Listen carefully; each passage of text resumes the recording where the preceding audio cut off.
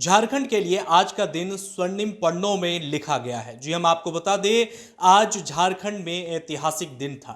11 नवंबर का दिन सरना समुदाय के लिए खास बन गया। खास इसलिए क्योंकि सरना समुदाय के धर्म कोड को आज सर्वसम्मति से झारखंड के विधानसभा सत्र के दौरान तमाम लोगों ने पारित कर इसे केंद्र में भेज दिया है। अब देखना है कि केंद्र सरकार इसे कितना जल्दी लागू कराती है। इन तमाम विषयों पर यानी आज के ऐतिहासिक दिन पर झारखंड के तमाम नेताओं का क्या कुछ कहना है, आइए हम आपको सुनाते हैं। बिल्कुल, आज विशेष सत्र था और ये तो एक सीढ़ी खाली हम लोग आगे बढ़े। इसमें अभी और कई पायदान बाकी हैं, उसमें भी बहुत मेहनत करने की आवश्यकता है। और हमने सदन में भी कहा कि बात यहीं तक नहीं बल्कि ये चीज़ें बहुत दूर तक जाएगी और इसको ले जाना पड़ेगा। और इसके लिए अब मैं एक नए स्वरूप में इस नई ताकत के साथ इस विषय पर सरकार आगे बढ़ेगी ताकि देश के अंदर और हमारे राज्य में आदिवासियों को संरक्षण मिले। सर, हाउस के अंदर विपक्ष का कैसा सपोर्ट रहा है इसको लेकर? अब विपक्ष के लोगों ने बात आपके सामने समझ रखा ही है। हमने पहले भी कहा है कि सरकार बिल्कुल सबको लेकर चलने की मंशा रखती है और हम मानते हैं कि विपक्ष की भूमिका आवश्यक है और विपक्ष को सकारात्मक भूमिका में देखा जाए तो बहुत कुछ राज्य के लिए किया जा सकता है। सर, लगता है केंद्र से सहयोग मिलेगा इस मुद्दे में, क्योंकि हाल के दिनों में कई बार नहीं, देखिए, अब हमने अपनी कदमें बढ़ा दी और हमने मंजिलें भी सुनिश्चित कर रखी, लक्ष्य भी हमने सुनिश्चित कर रखा। हम चलते रहेंगे, निश्चित रूप से हम अपने मंजिल पर कायम पहुंचेंगे, इसका मुझे पूरा भरोसा है। राज्य अलग होने की परिकल्पना पर सभी कोई हंसते थे, आज राज्य बना। सर, कल जो जीत मिली है, सर, क्या मैसेज क्या कहेंगे सर? ये 9 महीने के आपके कामकाज का मुहूर्त। देखिए, मतदान आम नागरिक करते हैं, ये निर्णय उनका है और जनता सब कुछ जानती है और वो देख रही है। हमें इससे ज़्यादा कुछ नहीं। सर, बिहार चुनाव के परिणाम पर क्या कहेंगे? तेजस्वी यादव की भूमिका किस तरीके से देख पा रहे हैं? देखिए, अब एक अकेले नौजवान को पछाड़ने के लिए कितनी जुगतें लगाई, अभी तो बहुत सारी बातें आएंगी और मैं कहता हूं कि अगर इस तरीके की जीत एनडीए को है तो वो जीत करके भी हार। ये पारित हो गया जब सरना धर्म कोड का या आदिवासी सरना धर्म कोड का प्रस्ताव तो भारत सरकार को भेजेंगे। भारत सरकार दूसरे राज्यों में भी जहां आदिवासियों की संख्या अच्छी खासी है उससे बात करेंगे, क्योंकि धर्म कोड या सेंसस में एक नया कॉलम बनाना है तो केवल एक राज्य के लिए होगा नहीं। एक राज्य के रहता तो अपनी एक पैरेलल ये करा लेते जनगणना। और भी 6 राज्य ऐसे हैं जहां आदिवासियों की संख्या झारखंड राज्य से अधिक है। ऐसे राज्यों के से तो सलाह लेंगे ही वो लोग। तो आगे आने वाले समय में ये इस वर्ष हो सकता है कि नहीं हो सकता है, नहीं कहा जा सकता है, पर मुझे लगता है कि भारत सरकार को भी कोई अंतर नहीं पड़ेगा। अलग धर्म कोड बना देते हैं, पहले भी किसी न किसी रूप में रहा है। पर एक बात जो कही जा रही है कि आदिवासियों की संख्या घट रही है देश में, इसमें कोई बहुत सच्चाई नहीं है। कई राज्यों में इनकी जनसंख्या की वृद्धि की दर कम है, जनसंख्या तो बढ़ ही रही है। और भारत सरकार के जो ट्राइबल मंत्रालय है उसने ही जो आंकड़े निकाले हैं उसके हिसाब से संख्या में लगातार वृद्धि हो रही है। और जिन राज्यों में अधिक आदिवासी हैं वहाँ वृद्धि की रफ्तार और तेज़ है यहाँ से। तो एक नया बहस छेड़ सकता है या नई वस्तु स्थिति को धरातल पर बैठ कर लोग तौल सकते हैं, सोच सकते हैं कि संपूर्णता में जो आदिवासी जनजीवन है झारखंड के अलावा बाहर के राज्यों में वह क्या सोचता है और झारखंड क्या सोचता है। इसके अलावा जहाँ तक धर्म की बात है तो सभी धर्म हैं, हिंदू धर्म से लेके क्रिश्चियन हैं, बौद्ध हैं, इन सब की संख्या या तो स्थिर रही है या घटी है। हिंदू समुदाय की संख्या घटी है और अच्छा खासा घटी है। केवल एक ही धर्म है इस्लाम जिसकी संख्या बढ़ी है, ये आंकड़ों में भी आता है। तो ये देखना पड़ेगा कि जिन सभी धर्मों की संख्या घट रही है उनके लिए क्या कारण है, क्यों घट रही है। और आदिवासी के भीतर जो क्रिश्चियन हो गए हैं वो सवाल उठेगा कि फिर हम ये धर्म में नहीं हैं, सरना धर्म कोड बन गया तो फिर आदिवासियों की सुविधा क्यों लेंगे, कैसे लेंगे। ये कई सवाल इससे उभरेंगे। अब कौन दल कौन समूह इन सवालों को कितनी ऊंचाई तक गहराई तक ले जाता है ये उनके ऊपर निर्भर है। क्या लगता है जिस तरह से विधानसभा में विशेष सत्र आहूत किया गया था और कुछ इस पर विशेष चर्चा होनी चाहिए थी, थोड़ी जल्दबाजी हुई और चर्चा भी कम हुई, चर्चा बहुत कम हुई। चर्चा ज़्यादा होनी चाहिए थी और विधानसभा के बाहर भी सभी दलों को बुलाकर, ट्राइबल एडवाइजरी कमेटी को बुलाकर अभी चर्चा नहीं हुई तो अभी चर्चा कर लेना चाहिए। और इनका जो प्रस्ताव था, संकल्प था, वो बहुत बड़ा था, उसको बहुत छोटा करके भारत सरकार को भेजना चाहिए था। भारत सरकार के पास जाएगा तो भारत सरकार क्या दृष्टिकोण अपनाती है उसी के ऊपर जो भविष्य में इनकी मांग है उसका क्या होता है ये निर्भर है।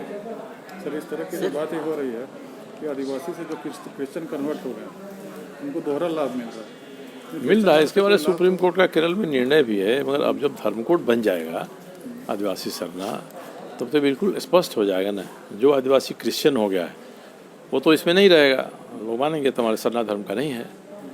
और एनिमिस्टिक जो धर्म होते हैं उन धर्मों के बारे जो मान्यताएं हैं उसके हिसाब से ये आवाज़ उठेगी कि ये जो सुविधा है दोहरी सुविधा का लाभ ले रहे हैं, दोनों नहीं मिलना चाहिए। वो लाभ तो नहीं मिलता है क्रिश्चियन होने के नाते। अगर कोई क्रिश्चियन बन गया है हाँ तो उसके नाते तो संविधान से कोई उसको विशेष लाभ नहीं मिलता। जो अल्पसंख्यक को लाभ मिलेगा उसको मिलेगा। ठीक है सर। इससे अलग सर बिहार विधानसभा का जो परिणाम आया है, इस परिणाम को किस तरह से देखते हैं? हमको लगता है कि जो लोग उम्मीद कर रहे थे वैसा ही आया है। बीच में काफ़ी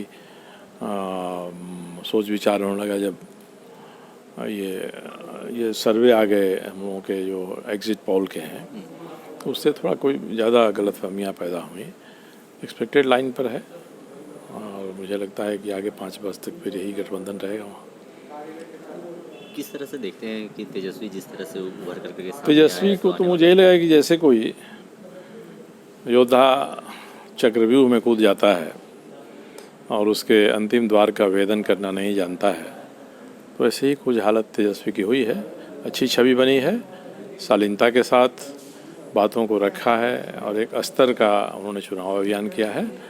और इनके माता पिता के साथ जो चीज़ें जुड़ी हुई हैं, चुनाव में उनकी तस्वीर को अलग रखकर भी इन्होंने एक संदेश दिया है।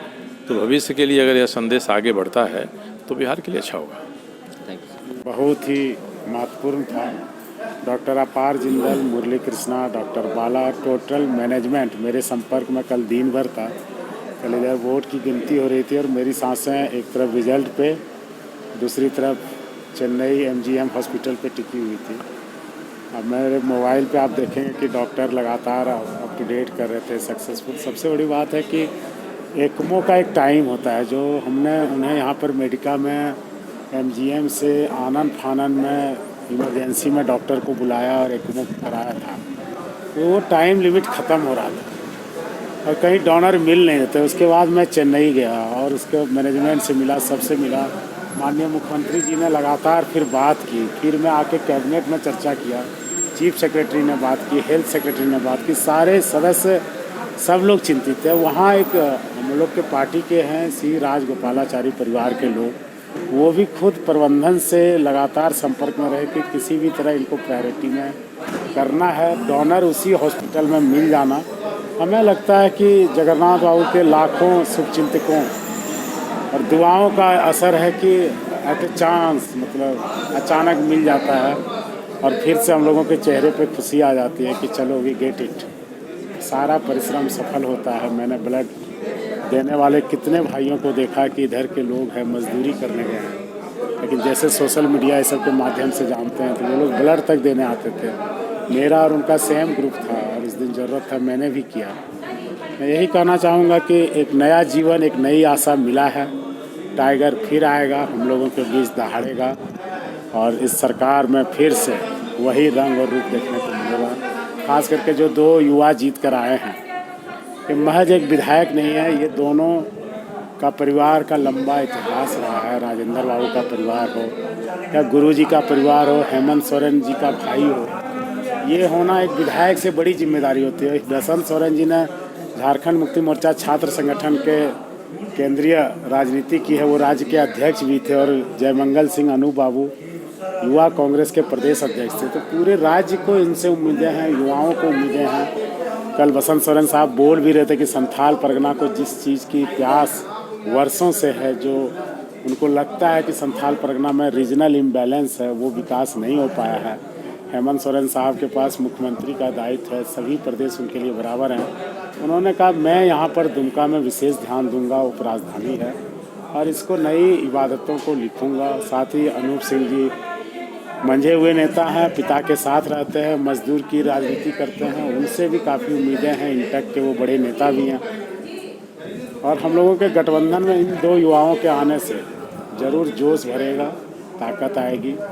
और जो 9 महीने का कामकाज जिसका आकलन पर था कि यदि हेमंत सोरेन पास होते हैं तो समझा जाएगा कि जनता का विश्वास उनके शासनकाल में बढ़ा है, गठबंधन पे बढ़ा है, कांग्रेस पे बढ़ा है, राजद पे बढ़ा है। तो हमने ये साबित कर दिया कि 9 महीनों में कोरोना में हमने जो काम किया, जनता ने उसे जजमेंट दे दिया है। और साथ ही जो वंशवाद का नारा वो लगा रहे थे, उसको लोगों ने सिरे से नकार दिया। वंशवाद लोग लीडर को चाहते हैं, वो पता नहीं ये यहाँ यदि राहुल जी आते हैं तो वो वंशवाद है, लेकिन यदि मेनका जी का बेटा वरुण जी उनके यहाँ टिकट लेके आते हैं तो वो वंशवाद नहीं है।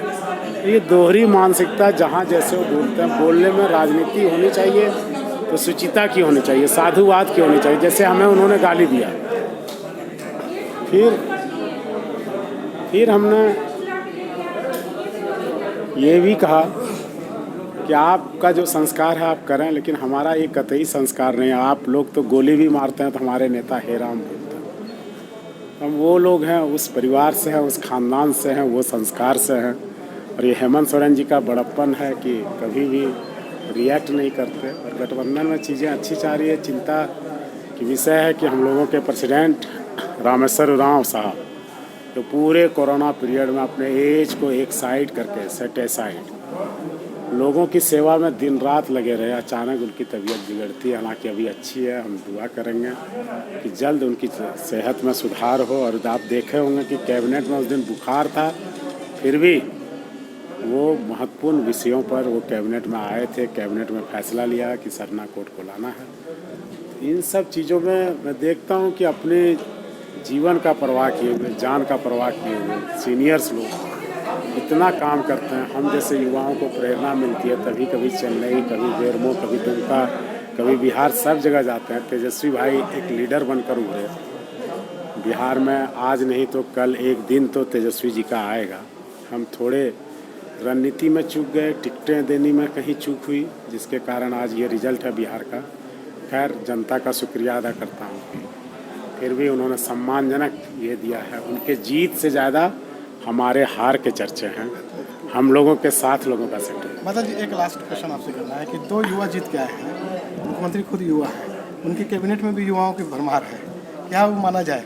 अब ये सरकार जो वनडे का मैच होता था वो T20 में सल्टा देंगे। T20 जब देश की सुरक्षा की बात हो तब कुछ किरदार अहम भूमिका निभाते हैं। बेजोड़ शटर्स और शटर लॉक्स, मजबूती की मिसाल कायम करने वाले स्टील पाइप्स, सर्वश्रेष्ठ गुणवत्ता से भरपूर शटर लैथ और अटूट इंटरनल लॉक्स। आइए इन्हें मिलाकर निर्माण करते हैं एक उज्जवल भारत का, क्योंकि बात भारत की मजबूत भविष्य की है।